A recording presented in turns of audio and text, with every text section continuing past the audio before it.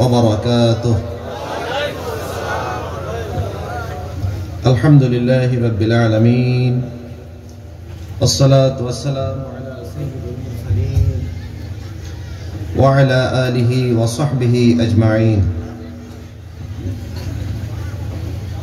أما بعد، إن الله وملائكته يصلون على النبي يا أيها الذين آمنوا صلوا عليه وسلموا تسليما. সবাই দরুদ ইব্রাহিম পড়েন। আল্লাহুম্মা সাল্লি আলা মুহাম্মদ ওয়া আলা আলি মুহাম্মদ কামা সাল্লাইতা আলা ইব্রাহিম ওয়া আলা আলি ইব্রাহিম ইন্নাকা হামিদুম মাজিদ।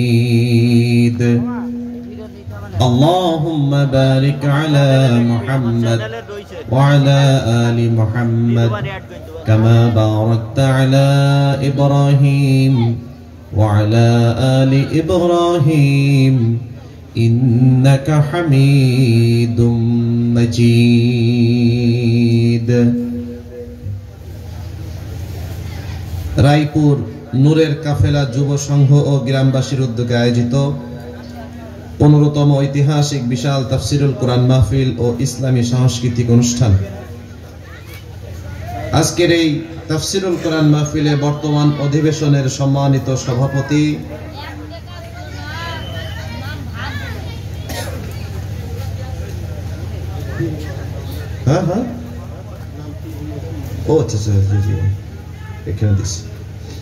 জনাব পীর মোহাম্মদ সাহেব, খতিব, রায়পুর জামে মসজিদ।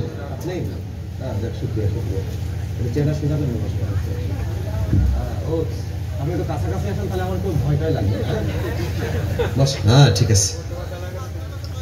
সম্মানিত সুধী, আমরা একজন ইমাম সাহেবকে সভাপতি হিসাবে পেয়ে খুশি নাকি অখুশি? সবাই খুশি? আমরা অনেক দিন ধরে দেখেছি তাফসিরুল কোরআন মাহফিলে ইমাম সাহেবকে সভাপতি পাই নাই, পাইছি যাদের চরিত্রের ঠিক নাই, হ্যাঁ, কথা কাজে মিল নাই, দাড়ি নাই, নামাজ নাই, রোজা নাই, কিছু নাই, কই সভাপতি আমাকে দেওয়া লাগবে, না দিলে মাহফিলি হবে না। সম্মানিত সুধী, আল্লাহ সুবহানাহু ওয়া তাআলা আমাদেরকে একজন মসজিদের ইমামকে সভাপতি রাখার মতো একটা পরিবেশ তৈরি করে দিয়েছেন। এজন্য শুকরিয়া কার? জোরে বলেন কার? সকল শুকরিয়া কার? সুস্থ রেখেছেন কে? নিরাপদ রেখেছেন কে? আমাদের এত সুন্দর পরিবেশ যিনি দিয়েছেন তিনি কে? সেই মহান রব্বুল আলামিনের দরবারে আমরা শুকরিয়া জ্ঞাপন করছি, সকলেই পড়ছি আলহামদুলিল্লাহ। সম্মানিত সুধী, আমাদের সভাপতি সাহেবের জন্য দোয়া করছি, রব্বুল আলামিন তার সকল খেদমতগুলোকে ইসলামের জন্য কবুল করুন। সবাই পড়েন আমিন। ইসলামী সঙ্গীত পরিবেশন করে আপনাদেরকে অনেক মুগ্ধ করেছেন আমাদের সাহলান ইসলামী শিল্পী গোষ্ঠী যশোর। অনেক সুন্দর গেয়েছেন, আপনারা খুশি হয়েছেন, আলহামদুলিল্লাহ। আমরা প্রিয় ভাইদের জন্য দোয়া করি, রব্বুল আলামিন তাদের কণ্ঠটা ইসলামের জন্য কবুল করুন। সকলেই পড়েন আমিন। আমার আগে কথা বলেছেন তরুণ আলেমে দ্বীন ও ইসলামী সঙ্গীত শিল্পী, ও উনিও শিল্পী, হযরত মাওলানা এইচ.এম. হুসাইন আহমেদ সাহেব, ঝিনাইদহ, খতিব, নেপা বাজার কেন্দ্রীয় জামে মসজিদ, মহেশপুর, ঝিনাইদহ। অনেক সুন্দর আলোচনা করেছেন। আমরা প্রিয় ভাইয়ের জন্য দোয়া করছি, রব্বুল আলামিন তার এলেম, আমল এবং বলা সবকিছুর মধ্যে রব্বুল আলামিন বরকত দান করুন। সকলেই পড়েন আমিন। দোয়া করছি সেই সকল ভাইদের জন্য আজকে এই নূরের কাফেলা যুব সংঘের যে সকল সদস্যবৃন্দ আছেন, গ্রামবাসী যিনারা আছেন, সকলের জন্য দোয়া করি, রব্বুল আলামিন সকলকে দুনিয়া এবং আখিরাত উভয় জায়গায় কামিয়াবি দান করুন। সকলেই পড়েন আমিন। সম্মানিত সুধী, আমাদের কোনো ভূমিকা টুমিকা কিছুই নাই, ডাইরেক্ট আলোচনা। কি বলেন আপনারা? রাত হয়ে গেছে, এখন আর রং সঙ্গের সময় নেই, সরাসরি অ্যাকশন। অ্যাকশন বলতে কি? কোরআন থেকে আলোচনা, ইনশাআল্লাহ। আপনারা কি সবাই কোরআন থেকে আলোচনা শুনতে চান নাকি কেচ্চা কাহিনী শুনবেন? আমরা বিশ্বাস করি যদি কোনো ব্যক্তি তার পরিবারে শান্তি আনতে চায় ও কোরআনের বাইরে যে পরিবারের শান্তি নিশ্চিত করতে পারবে না। যদি কোনো ব্যক্তি সমাজে শান্তি আনতে চায় কোরআন বাদ দিয়ে পারবে না। যদি কোনো ব্যক্তি কোনো মন্ত্রণালয়ে শান্তি আনতে চায় কোরআন বাদ দিয়ে পারবে না। যদি কোনো ব্যক্তি দেশের মধ্যে শান্তি আনতে চায় একটা ভূখণ্ড, সেই ভূখণ্ডে শান্তি আনতে গেলে কোরআন বাদ দিয়ে হয় না। জোরে বলেন ঠিক না বেঠিক? কোরআন বাদ দিয়ে পৃথিবীর কোনো মানুষ সমস্যা সমাধানের চেষ্টা করতে পারবে না, ব্যর্থ হবে। চোখের সামনে একটার পরে একটা সমস্যা আছড়ে আছড়ে পড়বে, ও জাতি কোনোদিন সমাধান এবং উত্তরণের পথ পাবে না। জোরে বলেন ঠিক না বেঠিক? সেই কোরআন থেকে কারা কারা কথা শুনতে চান? দুই হাত দেখতে চান।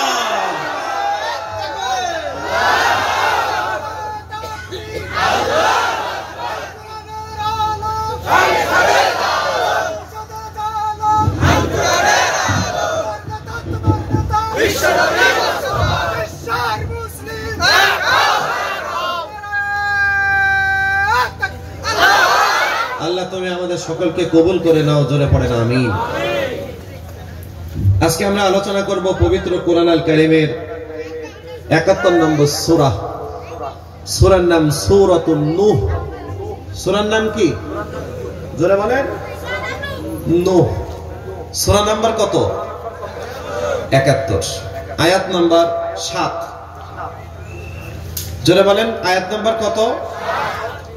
আয়াতের সরল অনুবাদ, নূহ আলাইহিস সালাতু ওয়াস সালামের কওমকে আল্লাহর নবী নূহ আলাইহিস সালাতু ওয়াস সালাম যখন তাদেরকে বললেন যে তোমরা ফিরে আসো, তোমাদেরকে আল্লাহ ক্ষমা করে দিবেন।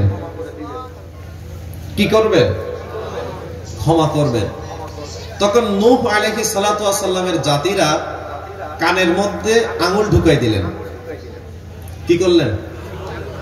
ও নূহ, তোমারও প্যানপ্যানা নিয়ে শুনবো না। কি করলাম? কানে আঙুল ঢোকালাম। শুধু এটা নয়, আবার যেন কারো চেহারার দিকে তাকিয়ে কথা না বলা যায়, তাদের নিজেদের কাপড় দিয়ে চেহারাগুলো ঢেকে ফেললেন এবং তারা বললেন তোমার কথাও শুনি না, তোমার সাথে কথাও বলি না। এই বলে তারা অহংকার দেখিয়ে চলে গেলেন। ফলাফল আপনারা সকলেই জানেন। আল্লাহ তাদের কি করেছেন? ধ্বংস করেছেন।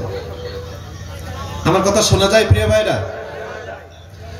রব্বুল আলামিন বলেন ওয়া ইন্নী কুল্লামা দাউতুহুম লিতাগফিরা লাহুম জাআলু আসাবিআহুম ফি আযানিহিম ওয়াস্তাগশাউ থিয়াবাহুম ওয়া আসররু ওয়াস্তাকবারু ইস্তিকবারা।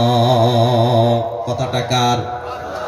নূহ আলাইহিস সালাতু ওয়াস সালাম তার সম্প্রদায়কে যখন ডাকলেন তোমরা ফিরে আসো, আল্লাহ তোমাদেরকে ক্ষমা করবেন, কই না না না, আমরা ওদিকে যাব না। ও নূহ, তোমার কথা, তোমার প্যানপ্যানানি শুনবো না। এই যে কানের মধ্যে আঙুল ঢুকালাম, শুধু তাই নয়, তোমার সামনে আমাদের চেহারাগুলোকে দেখাতে চাই না, আমরা আমাদের কাপড়গুলো দিয়ে নিজেদের মুখমণ্ডলটাকে ঢেকে নিলাম।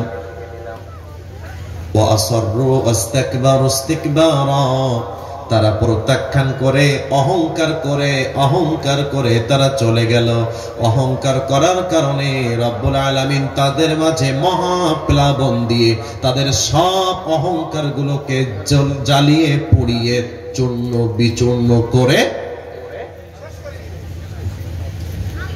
এবার সবাই একটা আওয়াজ দিয়ে বলেন তো, নূহ আলাইহিস সালাতু ওয়াস সালামের জাতিকে আল্লাহ ধ্বংস করলেন কারণ কি? অহংকার। জোরে বলেন কারণ কি? আর জোরে বলেন কারণ কি? নূহ আলাইহিস সালাতু ওয়াস সালামের নিজের সন্তান ওই ব্যক্তিও অহংকার থেকে ফিরে আসে নাই। নূহ আলাইহিস সালাতু ওয়াস সালাম তার সন্তানকে যখন বললেন, হে আমার কলিজার টুকরা সন্তান, নূহ আলাইহিস সালাতু ওয়াস সালামের সন্তানের নাম কি? জোরে বলেন। কেনা তাকে বললেন, হে আমার সন্তান, তুমি ফিরে আসো, ওই অহংকারীদের দলভুক্ত হয় না। যদি তাদের দলভুক্ত হও, আল্লাহর আযাব থেকে তোমাকে বাঁচানো যাবে। নূহ আলাইহিস সালামের সন্তান বললেন, ও আমার পিতা, তোমার আল্লাহর আযাবে গজবে আমাকে কিছুই করতে পারবে না। ক্বালা সাআউই ইলা জাবালি ইয়াসিমুনি মিনাল মা। একটু আওয়াজ দিয়ে পড়েন নাউযুবিল্লাহ। ও আমার পিতা, তোমার আল্লাহর আযাব আর গজব যখন আমার কাছে আসবে তখন ওই যে পাহাড় দেখা যায় ওই পাহাড়ের উপরে উঠে আমি বসে থাকবো, তোমার আল্লাহর আযাবে আমার কিছুই করতে পারবে না। নাউযুবিল্লাহ বলেন। এবার একটা আওয়াজ দিয়ে বলেন তো, যে আল্লাহ জমিনে ধরতে পারে সেই আল্লাহর ওই পাহাড়ের উপরে ধরার ক্ষমতা আছে না নাই? নূহ আলাইহিস সালামের সন্তান কি বাঁচতে পেরেছে নাকি? জোরে বলেন পেরেছে। আল্লাহি, আল্লাহর কসম, নবীর সন্তান হওয়ার পরে অহংকার করার পরে আল্লাহ নবীর সন্তান হিসাবে তাকে ছাড় দেয় নাই। জোরে বলেন ঠিক না ঠিক? তুমি নবীর সন্তান তো কি হইছে, লাভ নাই তো। যদি নবীর বাবাও অপরাধ করে শাস্তি দিবেন কে? ছেলে নবী বাবা কাফের, আছে না নাই? আবার বাবা নবী ছেলে কাফের, এটাও তো দেখালাম, ঠিক না ঠিক? আবার চাচা কাফের ভাতিজা নবী, আছে না নাই? স্ত্রী কাফের স্বামী নবী, আছে না নাই? নাম কি? লূত আলাইহিস সালাম। এই তো মাশাআল্লাহ হবে আপনাদের দিদি, আপনারা জানেন ঠিকঠাক। লূত আলাইহিস সালাতু ওয়াস সালামের স্ত্রী সম্পর্ক কার সাথে? হ্যাঁ, নবীর বিরোধী যারা তাদের সাথে সম্পর্ক। কিন্তু নবীর স্ত্রীদের চরিত্র খারাপ না, কিন্তু তাদের সম্পর্ক নবীর মতাদর্শের বাইরে। জোরে বলেন কি? নবীর মতাদর্শের বাইরে। রব্বুল আলামিন সিদ্ধান্ত নিলেন, আমি এই লূত আলাইহিস সালামের জাতিকে ধ্বংস করে দেব, কারণ তারা সমকামী, পুরুষের সাথে পুরুষের জিনা করে। নাউযুবিল্লাহ পড়ে। আল্লাহ দুইজন ফেরেশতা পাঠাই দিলেন, দিয়ে বললেন, যাও আমার নবী নূহকে, আমার নবী লূতকে বলে দাও সে যেন তার অনুসারীদের নিয়ে একটা নির্দিষ্ট দূরত্বে চলে যায়, তবে তাকে বলে দিও ইল্লা মুরাআতাহু কানাত মিনাল গাবিরিন, সে যেন তার স্ত্রীকে সাথে না নিয়ে যায়। স্ত্রীকে ছাড়াই যেতে বল। আল্লাহর আদেশ, চলে গেলেন। আল্লাহ রাব্বুল আলামিন বিকট ভাবে, বিশাল ভাবে ওই লূত আলাইহিস সালামের জাতিকে ধ্বংস করলেন। বিকট আওয়াজ। লূত আলাইহিস সালাম আযাবের পরে এসে দেখলেন তার জাতিকে আল্লাহ ধ্বংস করেছে। ধ্বংসপ্রাপ্তদের তালিকায় তার স্ত্রীও আছে। এটা গেল নবী স্বামী, স্ত্রী বেঈমান, তাই তো নাকি? এবার বলেন তো, ছেলে নবী বাবা মুশরিক কাফের, নাম কি? ইব্রাহিম আলাইহিস সালাতু ওয়াস সালাম ছাড় পাইছে? হ্যাঁ, ছাড় পাইছে। বাবা ছাড় পাইছে কেন? ছেলে তো নবী, তা বাবা ছাড় পাবে না? নবীর বাবা আবার ধরা পড়ে নাকি? ছাড় পাই নাই। এক পর্যায়ে ইব্রাহিম আলাইহিস সালাতু ওয়াস সালামকে তার বাবা বলেছেন, হে আমার সন্তান, তুমি ফিরে আসো, না হলে অহজুরনি মালিয়া, বিভিন্ন ভাবে ক্ষতি করার চেষ্টা আছে না নাই? জোরে বলেন আছে না নাই? তুমি ফিরে আসো, তোমার সুযোগ সুবিধা যা লাগে দেব। কয় আব্বা না, হবেন না। ঘটনা অনেক, আমি ঘটনা বলতে চাচ্ছি না। ইব্রাহিম আলাইহিস সালাম দুনিয়া থেকে চলে গেলেন। বুখারীর বর্ণনায় এসেছে, কিয়ামতের ময়দানে ইব্রাহিম আলাইহিস সালাতু ওয়াস সালামের সাথে তার সন্তানের দেখা হবে, তার পিতার দেখা হবে। নাম কি? আজর। ইব্রাহিম আলাইহিস সালাম দেখবে, সহিহ বুখারীর হাদিস, তার পিতার চেহারাটা ধুলায় ধূসরিত, মলিন চেহারা, জীর্ণশীর্ণ অবস্থা, মনে হবে যে পাগলের মতো বেড়াচ্ছে। ইব্রাহিম আলাইহিস সালামের সাথে সাক্ষাৎ। ইব্রাহিম আলাইহিস সালামের দেখে খারাপ তো একটু লাগবেই, বাবা না?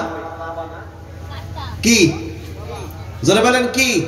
বাবা। খারাপ লাগে নাকি লাগে না? লাগে।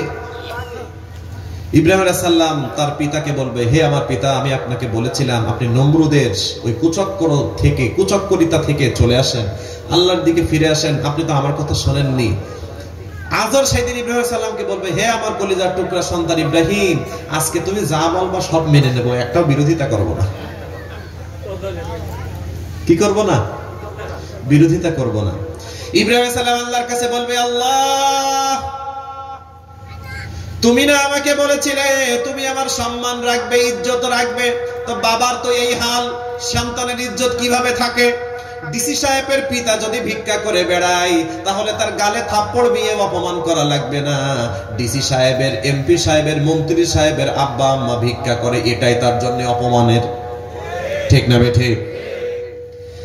ইব্রাহিম আলাইহিস সালামকে রব্বুল আলামিন বলবেন, হে আমার খলিল ইব্রাহিম, ইন্নী হারামতু যুলমা আলা নাফসি, আমি তো নিজের প্রতি জুলুম করাকে হারাম করে দিয়েছি, হারাম করে দিয়েছি, হারাম করে নিয়েছি। আমি আল্লাহ সুবহানাহু ওয়া তাআলা কোন কাফেরদের জন্য জান্নাত রাখি নাই, কাফেরদের জন্য জান্নাতটাকে আমি আল্লাহ হারাম করে দিয়েছি। তার মানে ইব্রাহিম আলাইহিস সালামের দোয়া ফিরিয়ে দিচ্ছেন কার ব্যাপারে? বাপের ব্যাপারে। কার ব্যাপারে? ইমানদার নাকি বেঈমান? ভালো মানুষ নাকি অহংকারী? জোরে বলেন, ভালো নাকি অহংকারী? অহংকারী। আল্লাহ সুবহানাহু ওয়া তাআলা ইব্রাহিম আলাইহিস সালামকে বললেন, হে খলিল ইব্রাহিম, তুমি একটু তোমার নিচের দিকে তাকাও। ইব্রাহিম আলাইহিস সালাম নিচের দিকে তাকিয়ে দেখলেন চার পাওয়ালা একটা জন্তু পড়ে আছে, জীর্ণ শীর্ণ অবস্থা। কিছুক্ষণ পরে ফেরেশতারা এসে ওই প্রাণীটাকে টানতে টানতে নিয়ে জাহান্নামে নিক্ষেপ করে দিলেন। পড়েন নাউযুবিল্লাহ। তাহলে বোঝা গেল, বাবা যদি কাফের হয়, বাবা যদি অহংকারী হয়, নবী যদি সন্তান হয়, তাও আল্লাহর কাছে ছাড় নেই। জোরে বলেন তো, আল্লাহর রাসূলের সব চাইতে যিনি মাথার উপরে ছাতার মতো ছায়া দিয়েছেন তার নাম কি? জোরে বলেন। আবু তালিব ঈমান নাই, কাফের। ঠিক না বেঠিক? আল্লাহর নবী কানে কানে বললেন, ও আমার চাচা, আপনি একটু আমার কানে কানে বলেন লা ইলাহা ইল্লাল্লাহ মুহাম্মাদুর রাসূলুল্লাহ, বলার দরকার নাই। পাশে আছে আবু জেহেল দাঁড়াই বলছে, নেতা তুমি বুঝি মুহাম্মাদের কাছে নরম হয়ে গেলে। ঠিক না বেঠিক? আরো যারা বলেন ঠিক না বেঠিক? দুনিয়াতে দেখবেন এমন দল আছে, আপনি যদি আপনার ভুল বুঝতে পেরে ভালো হতে চান, কয় তোর রক্তে মিশে আছে অমুকের দল, তুই এবার ত্যাগ করবি, তুই তো বেঈমান হয়ে গেলি রে। ঠিক না বেঠিক? আমার শরীরে রক্তে বহমান অমুক দল, তুই দল ছেড়ে আবার ভালো দলে চলে যাচ্ছিস কেন? আছে না নাই? আল্লাহর বান্দা আবু তালেব, তার নসিবে ঈমান জোটে নাই। এবার বলেন তো, তার জন্য শান্তি নাকি শাস্তি? তবে আল্লাহ একটু দয়া করেছে, সর্বনিম্ন শাস্তিটা তাকে দেবে, কারণ নবীর সাথে ভালো আচরণ করেছে, বেনিফিট তো একটু না একটু আছে। সবাই বলেন ঠিক না বেঠিক? ওয়াল্লাহি, আল্লাহর কসম, সবাই কান খুলে শুনে নেন, সবাই কান খুলে শুনে নেন।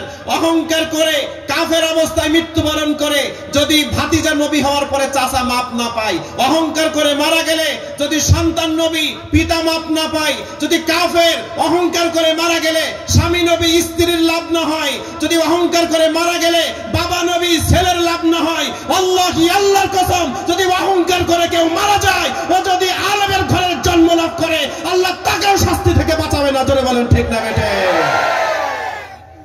তুমি যে দলের হও না কেন, অহংকার করবা, পানিশমেন্ট খাবা, তুমি দেরি করো। পীর সাহেব হইলেও মায়ের, রায়হান কবির হইলেও মায়ের, আপনি যে দল করেন সে দল করলেও মায়ের, মায়ের ঠেকানো যাচ্ছে না। রাগ করলেন নাকি আমার কথায় প্রিয় ভাইরা? তাহলে ওই জাতিকে রব্বুল আলামিন ধ্বংস করেছেন কিসের কারণে বলেন তো? এবার আপনাদের কাছে একটু জানতে চাই প্রিয় ভাইরা, অহংকার কি আমাদের মধ্যে একটু একটু আছে? আছে তো? তাই তো আমাদের ওয়াজ করলে সমস্যা নাই নাকি? আছে, যেহেতু একটু শাস্তি সম্পর্কে বলি। সম্মানিত সুধী, অহংকারটা যেন কার চাদর জানেন আপনারা? জানেন? রব্বুল আলামিন বলেন হাদিসে কুদসির ভিতরে, আল কিবরিয়া ও রিদাই ওয়াল আযমাতু ইজারি ফামান নাযানি ওয়াহিদাম মিনহুমা কাযাফতুহু ফিন্নার। আল্লাহ রাব্বুল আলামিন বলেন অহংকারটা হলো আমি আল্লাহর চাদর। জোরে বলেন কার চাদর? আর ইজ্জত বড়ত্ব এটা হলো আমি আল্লাহর লুঙ্গি। আপনাদের কাছে একটা প্রশ্ন করি, এই রাস্তা দিয়ে যদি একটা পাগল হেঁটে যায়, গ্রামের কিছু পোলাপান আছে না যে পাগল দেখলে নাড়ানাড়ি করে? আছে? মনে করেন রাস্তা দিয়ে একটা পাগল হেঁটে যাচ্ছে, তারা নাড়তে নাড়তে ওই পাগলের লুঙ্গি ধরে টান দিছে, আর পাগলের সামনে একটা ইট আছে, ফলাফল কি?